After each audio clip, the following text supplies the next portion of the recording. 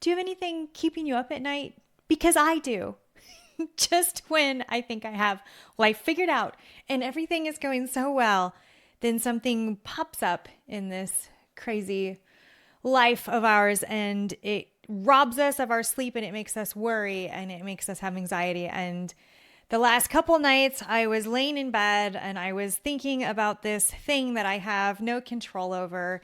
It's the health of someone very, very close to me. We're waiting on diagnoses. We're just waiting to figure out what's going on. It's a very awful place to be. And last night, I was like, I'm going to figure this out because I do not want to waste my life. And I was thinking about how, as I'm laying there, there's nothing I can do in that moment about what's going on.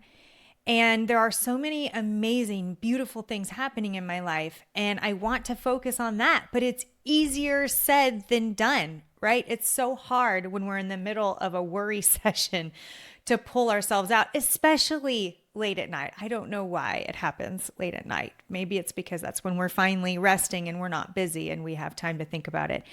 And so I have been doing some deep research and I've come up with some things that have really helped me. Last night, I put it into action and it was super helpful and I'm going to share it with you now. And the first thing, and this is combining some of my favorite methodologies into one, we're going to be combining mindfulness with cognitive labeling and decentering, and then also something called the RAIN method. I am excited to share this with you because it's really helped me. And then I'm also going to share something you can do during the day to help you so that you don't have this at night. So first of all, the cognitive labeling and decentering, it's just verbalizing. And last night I did this. I verbalized it. I am having the thought that this might happen. And what that does is it activates our dorsolateral prefrontal cortex, reducing amygdala reactivity by 32% during fMRI scans. And what that means is just labeling the emotions, just calling them out, decreases their subjective intensity by 41% compared to suppression. And normally what it looks like is I'm lying in bed and I'm thinking about all of these things that could potentially go wrong. And our imaginations are so good at coming up with all of the worst case scenarios and imagining them. And it's on this loop in our head usually when we're trying to go to sleep. Labeling the emotion decreases the intensity. Just labeling the emotions that you're feeling, it decreases it by 41%. And so I did that. I labeled it. And then I went into decentering. So we say this worry is about this specific concern that it might happen. So we label it. And then decentering, saying I'm the observer of these emotions. I'm observing these emotions happening. And then we do something to just practice mindfulness, basically. And so with the RAIN method, we're recognizing the worry without judgment and we're allowing it to exist for just a little while.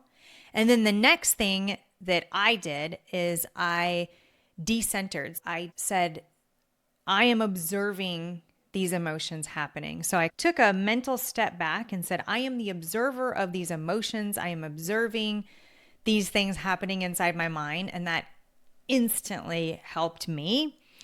And then I started doing the mindfulness techniques. There's a lot of different mindfulness techniques. This one recommendation is to focus on breath sensations for 90 seconds because that's the duration needed for cortisol clearance. So as we're talking about these different mindfulness activities that we can do, I think it is good to just do them for at least 90 seconds. One of my favorite mindfulness techniques is incorporating the five senses.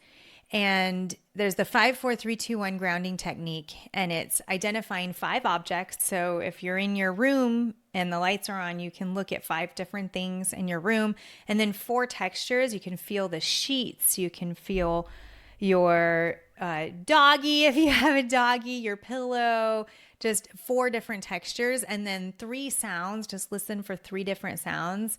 For me, it would be my doggy breathing, and it would be amazing if there's birdies outside, maybe the wind, and then 2 smells and 1 taste. And this sensory-based method decreases anxiety severity scores by 34%, and that's through prefrontal cortex activation. Another one of my favorite mindfulness things is gratitude. It's gratitude for everything around me. So taking the grounding technique and adding gratitude to it, just being thankful that in this present moment, there is nothing bad that is happening. Everything that's happening is good. And so when we're in pain, like actual physical pain, it's really hard to do this. Or we're in the middle of the acute stage of something, it's hard to do this. But most of the time, we're just worried about things that aren't even happening, that we think are going to happen, and we're inventing all these scenarios. Or we're thinking about things in the past, we're having regrets or replaying events in our minds. And in this present moment, everything is good. Everything is wonderful. The temperature is usually wonderful. All of us with our air conditioners and heaters. The textures are wonderful. The smells are usually wonderful. For most of us, everything in the present moment is wonderful and actually magical if we think about it, especially being in our bed and in a place of safety. It's a magical world that we've built for ourselves, full of pleasures and full of a lot of comforts and a lot of love, really, in our current lives. Most of us do have that, which makes me feel even silly just thinking about it, that I even have these things going on. But I want to be vulnerable and share on this channel what's really happening instead of just all of the super cool stuff that's happening. And there is a lot of super cool stuff. There's another little tip called the leaves on a stream visualization, and it's imagining the worries floating away like leaves on a stream. I like that. And one of my favorite recommendations is to implement scheduled worry containment. So designate a 15-minute worry time earlier in the day so that when it comes time to sleep, you've already done the worrying, right? Writing the specific concerns reduces that nocturnal rumination, as they call it. It reduces it by 41% compared to suppression attempts. And there's a structured format for it. And it's first my primary fear, and then you list what your primary fear is. Evidence supporting this, like what is all the actual evidence, not feelings, not emotions, but evidence supporting this. And then what is all the evidence that this fear is unfounded?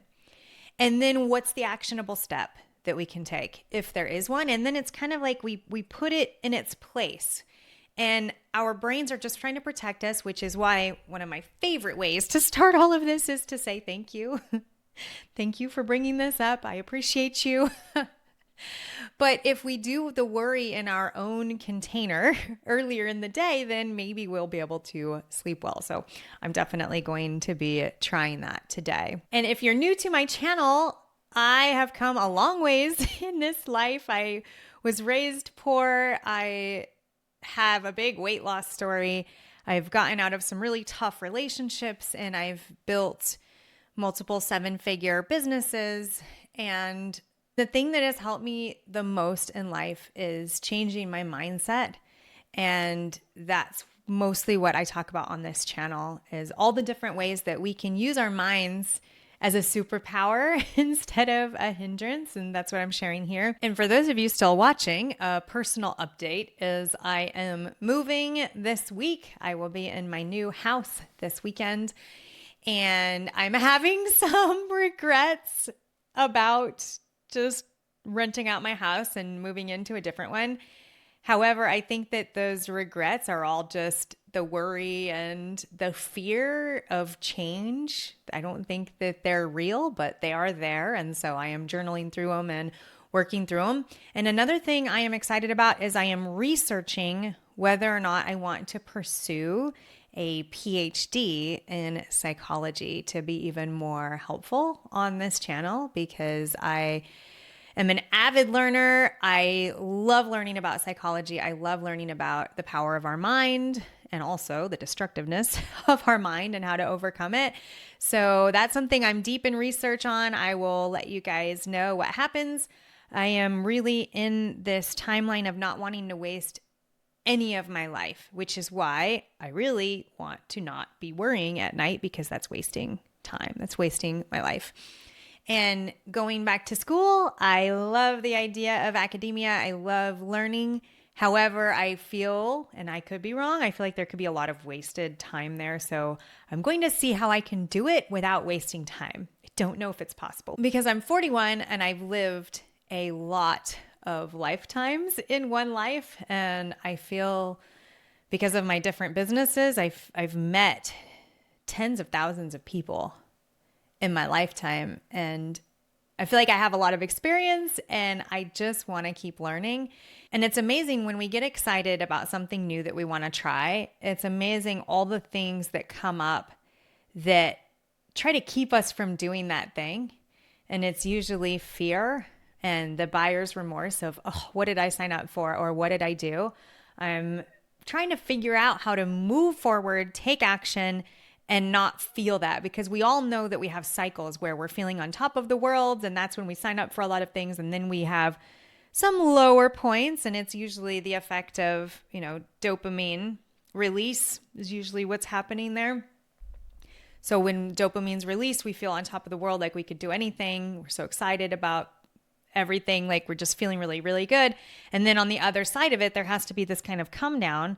And when I'm having the come down parts, I don't want to be regretting anything that I did on the high points. So I am actively working on that.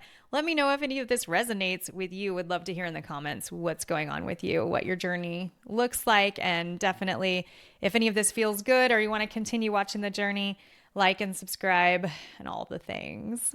See you in the next one.